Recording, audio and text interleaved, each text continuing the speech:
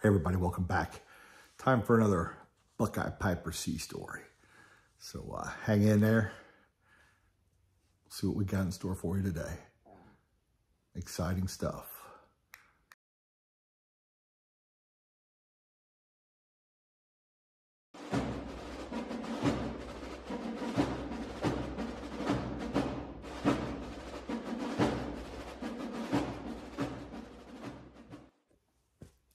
Hey, welcome back everybody. Happy New Year's Eve. If you've watched some of my videos today, yes, I am wearing the same clothes. I just finished my Secret Santa video. I was a bit delayed on that. The mail in and out of North Carolina was very slow this Christmas season. In fact, the people at the annex told me they had trailers and trailers sitting on the lot. It was mailed in time and didn't get out, and was brought in time and didn't get delivered. So I was a little delayed. Mrs. Buckeye's been feeling under the weather this week. So spending time with her, making sure she's okay. Before we get into it, got a little Chelsea morning. About through with the tin. Some regular Dunkin' coffee. Allen Brothers pipe. Great pipe. Love it. I love the saddle bits, saddle stones. So let's talk about, a few weeks back, or maybe it's been a month now. I talked about when it first hit me that being in the Navy was real. Of course, boot camp, you get a shock to your system. But until I drove across, go back to that video, or if you've watched that video, until I drove across the Hampton Roads Tunnel, that dreary, cloudy, rainy afternoon, winter afternoon in March of 1992. And I seen those great big haze gray warships sitting over there. It was real then. It was real then. So today I want to talk about my first experience getting on a ship, or being on a ship.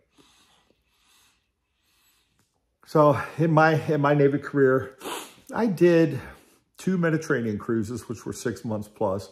And then I did one little cruise around the Caribbean. It was a drug ops cruise. That would have been in June of 93. No, June of 92. I keep getting that messed up. June of 92. I had arrived to the squadron in March, and they wanted me to get some experience being on a small cruise. Cool little cruise. We went around, we were doing drug operations, so we were on the USS Wasp, which is LHD-1. If you're not familiar, that's a amphibious assault ship. A lot of Marines on board. I think it holds up to about 2,000 Marines, if memory serves. And helicopters, and then the LCACs, little landing craft that come out the back of the ship is pretty cool. The Marines weren't embarked, so it's just Navy. So we had all the room in the world, which was rare. I'll get to that in a minute. But yeah, so my first time on a ship. So we were fortunate in this aspect that LHD-1 USS Wasp was attached or home ported out of, and not NAS, but Naval Base, Norfolk, Virginia. We were out at NAS, Naval Air Station, Norfolk, Virginia. So we were just right across the road, basically. A little further than across the road, but across the base. How's that? NAS was on one side of the base in the naval. It was all connected, but the naval base was on the other side. You could come in any gate and get to anywhere you wanted to be. So the cool thing is, we got to go over, and typically on a lot of our cruises, we were attached to combat support ships. And they would be based, especially out of Earl, New Jersey, where they stationed these on this long-ass pier, because these things were floating bombs, basically carried JP-5 and diesel and missiles. and bombs and shit like that. So that's a story for another time. We'll focus on the Wasp. So we go over, a bunch of us, walking down the pier. Here's this big, huge ship. And an LHD is tremendously big. The only thing probably going to be bigger than that, probably the old battleships, which were at this time gone. They weren't around. And of course, aircraft carriers. Come on, man. So we get there, get up to the quarterdeck. Hey, you got to salute the flag, salute the OD, permission to come aboard. It has to be granted. You get on board. And, once we walk into the hangar bay, which was right outside of where the quarterdeck, the import, where they had it set up, the import quarterdeck. Man, the first thing I remember is the smell. And it's not a horrible smell, but it's just a smell of, I don't want to say must. It's like steel, oil, hydraulic fluid, kind of mixed with like a diesel-y JP5 jet fuel kind of situation. Because the hangar bay is massive, and that's where we're doing all the, that's where they do all the maintenance and stuff like that on the helicopters. And, of course, they're spilling hydraulic fluid. The CH-46 Deltas, which was the squadron I was attached to, they used to say, if those things aren't leaking hydraulic fluid or engine oil, don't fly them because something's wrong. They're out of hydraulic fluid or engine oil or whatever the case. Those things leak like sieves, but they flew like champions most of the time. For a Vietnam era helicopter in the early 90s, let's just put it that way. So we get on board, we find our workspace, start getting stuff set up, because they had basically, we didn't have to fly all of our stuff on. Again, when we took a fast support ship out of Earl, what would happen is we would have to fly everything on. So they would come out and pull down to Norfolk, Virginia, to the Capes out there, and we would be flying all of our stuff, all of our, maintaining tools, all of our personal gear, everything. So we didn't have to do that. We just took it over to the base, and they just basically craned it up. Except for the helicopters, they flew those up. Although, believe it or not, you can crane off a helicopter or an aircraft in port and take it, and I've seen it. If an aircraft was down when one of the ships had to pull in port, they're not going to wait for you to get it fixed. They're going to pull into port. You're going to have to crane it. That's embarrassing for a squadron if you have to have one of your aircraft craned off the carrier because you couldn't fly it off. Oh, they would give you hell. The ship's company would give you hell. For an aviation rate in the Navy, you did not want to leave one of your aircraft, to see that thing getting craned off. Embarrassing. We didn't have to, and we didn't have to crane on either. So we get set up, and somebody said, let's go down, let's go down and get some chow. And we weren't staying on the ship that night. We were just loading it up. We were going to, I think it was a day or two before we were going to sail. So we were over there early. And I had not had chow on a Navy ship yet. So this was my first experience with Navy chow.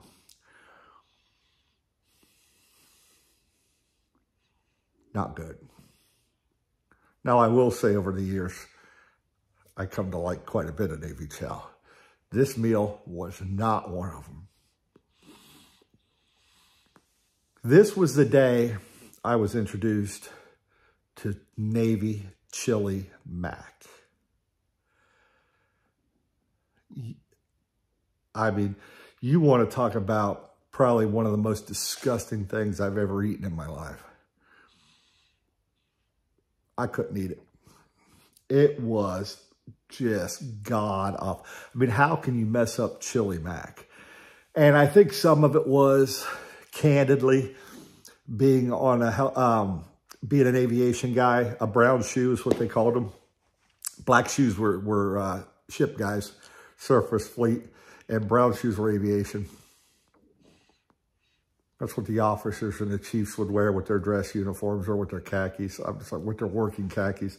Brown shoes for aviation, black shoes for, and I should do a story on that sometime. That's pretty interesting. But anyhow, as a brown shoe, I didn't live on a ship. I stayed in the barracks. I ate at the good chow hall on base where you could pick and choose. And that was so cool because you'd go in and if you were not on comrades, it was free. You get what you want. And you'd have to show your card whether you were on comrades or not. If you were on comrades, then you'd pay for your meal. And it'd be like 35 cents for this or $1 for this or whatever. You know, you still get a great meal for $4 or $5 at the most. So even though I ate Navy chow in boot camp, we were a push company. We didn't eat much. We ate basically shit like rice and soy sauce. That's kind of what we lived on because we were leaving it. We were leaving NAS, not NAS, Naval Training Command, Great Lakes.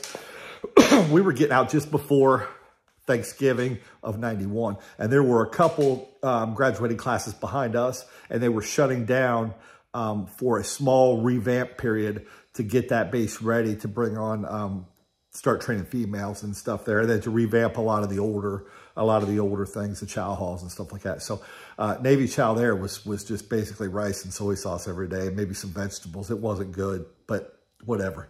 But then I got to the fleet, got into A school and got into the barracks. Once I got through A school, that was great chow again.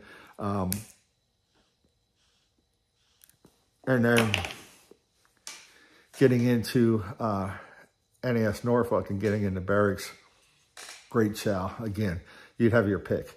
And even with the good chow in the barracks, if you were staying in the barracks, or even if you didn't stay in the barracks, you could eat on base. If you had comrades, you just have to pay. Best meal ever was in the Navy, ever, bar none, was always breakfast. Eggs to order, omelets, bacon, sausage, coffee, toast. They did it up right. Lunch and dinner, 50-50, especially on a ship. You'd really, really, really get some interesting stuff. But Chili Mac, getting back to Chili Mac, OMG. I couldn't eat it. And I'm thinking, oh my God, I'm about to get on this ship for the next 2 months. And they're going to serve this shit day in and day out. I'm not going to be able to eat. There is a secret, let me tell you. And that secret's called the ship store. So if you stock up, they'll sell a lot of stuff at ship store. Not only candy and chips and cigarettes and all that, but also microwavable soups and pastas and all that good stuff. So the key is to buy some stuff at the ship store and keep a little bit on hand, but be able to go to the ship store. So when they're serving something absolutely ass on the ship, like Chili Mac, you can go down and just pop a couple things in the old microwave or whatever, and or just have a cold meal with some chips or whatever, and just get something in your belly. You wouldn't have to deal with that. You wouldn't have to deal with that. So now the cool thing that was odd. So that, let me back up just a second. Those were my shocks. The ship just had this really weird smell, which after a while you just get used to and you don't smell it anymore. The other very prominent smell on a Navy ship is a very strong odor of pine cleaner, like industrial strength, military grade Lysol, or Pine Sol. Just, ugh. I can still smell that to the day in the berthing areas and the heads and everything. Just hardcore stuff. And then, yeah, just, whew. So that was, the smells were the first thing. The second thing was the nasty Chili Mac. Oh, I'll never forget Chili Mac till the day I swear till the day I die. I don't remember if I had Chili Mac ever again. I'm sure it was served because it was a Navy a Navy delicacy, I guess. But I think I usually skip the chili mac from then on out in my 7-year career. But the other thing that really shocked me was figuring out where the hell I was on this big ship. And it took me a while to figure out, you know, where everything was and how to get to where I was going and what stairwells and ladders to climb. And am I going fore? Am I going aft? And, you know, on all the frames, it'll tell you. I forget how it's been so long now, but it'll tell you on all the frames. It'll give you the deck and everything you're on and what frame you're at, da-da-da. And, you know, people can guide by that, especially damage control. But, you know, it takes a while, especially on the bigger ships. I had friends on aircraft carriers that had said they checked in with some guys when they came into their onboarding or their orientation. They never seen those people again until they were leaving the ship. You could go a whole 4-year tour on an aircraft carrier and never see somebody else. That's how big they are. Those suckers are holding 6,000 people. Wasp was probably 2,000, maybe 3. I'm just going by memory. I'd have to look. But the cool thing about this cruise, the really cool thing, didn't have those nasty stinking Marines like Cincinnati Piper Luke on board, which meant the ship was producing all kind of water. So there was plenty of water for showers. So if you're unfamiliar, if you have never heard the term of a Navy shower, when you're at sea, the only fresh water you have is what the ship's condensers can make. It's not a lot. And you use it not just for cook, or you're not just for cleaning, you also need it for cooking and laundry and everything else. There's been times, trust and believe, where it was scant water on board and showers were secured. And we'd go 2 or 3 days or longer without a shower. That was nasty. That's a different conversation. But in a Navy shower, getting back to what I was originally telling you, if you're unfamiliar, a Navy shower, basically they have these hoses with little, you know, how they still have them. You see them a lot of times. Older folks will have them in their shower. But the only difference is it didn't stay on when you pushed it. You'd have to push it. It would be spring. So you push it, Navy shower, push it. You get wet, quick. You can't stand in there running water. Somebody's going to get on your ass. You get wet very quickly. You soap up, wash off, rinse off very quickly, and you're out. Very quick. You get to use minimal water. This cruise, we got Hollywood showers. And a Hollywood shower is when you're at sea and you have plenty of water and you don't have to take Navy showers. You can get in there and let some water run for a little bit on you. Just hold that thing open and just, yeah, that. And there were some regular shower heads, but a lot of the ships I was on, especially, I don't trust us enlisted. We'd have to use those little spring things. But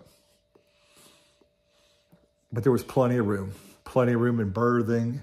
It kind of spoiled me that first cruise because, you know, I really didn't get a good taste of what and it was the real Navy, but not having all those Marines on board, because if you put all them on board, now you're using even more water. Now you don't have the chance to take Hollywood showers. So that was it. That was experience number 2 of when it really hit me. I was in the Navy. Coming up on board the ship, the smell of the ship across all decks, the smell of the pine sol in the berthing areas, and nasty ass chili mac for my first lunch on board a Navy vessel. Never ate chili mac again. Disgusting. Now I can eat good chili mac. I don't know what the hell they did to that chili mac. Again, how hard is it to make chili mac? It's really not. Whatever they did that day on the USS Wasp in 1992, in May, June, or whenever that was, whatever those MSs which MS was the rating for cook, mess specialist. Whatever those dudes did to that chow, I don't know if we were eating dead bodies. I don't know what the hell was in it. But I would never, ever, never, ever, ever, never, ever. I went 7 years and 2 months and 7 days, and I never had another bite of Navy chili mac ever. If it was in the chow hall, nope, nope, nope, nope, nope. And sometimes that was the main meal. Ship store, here we come. Ship store, here we come. We're going to be eating out of the ship store there. Anyhow, getting long at 20 minutes. I'll wrap it up. Hopefully you enjoyed it. I know it's kind of scattered and all over the place. But again, the points to take away are what the ship smelled like, very distinct smell. And just the difference in chow between the base galley and the Navy ship's galley. Not good. So hopefully you enjoyed it. More sea stories to come. I'm going to work on those this year. And I get a lot of good feedback about those. A lot of guys like to hear about different experiences. So I'll share more of that. So anyhow, take care. If I don't do another one, Happy New Year. Great to see you all. It's been a good year. Hopefully, well, no, it hasn't. 2023 sucked. 2022 sucked. The whole 20s sucked, 2020s. So let's pray, knock on wood, that 2024 is when we break this cycle. Because so far this decade, I got to give you a thumbs down. Anyhow, take care, everybody. Go Navy. We'll see you next time. Wash your damn hands.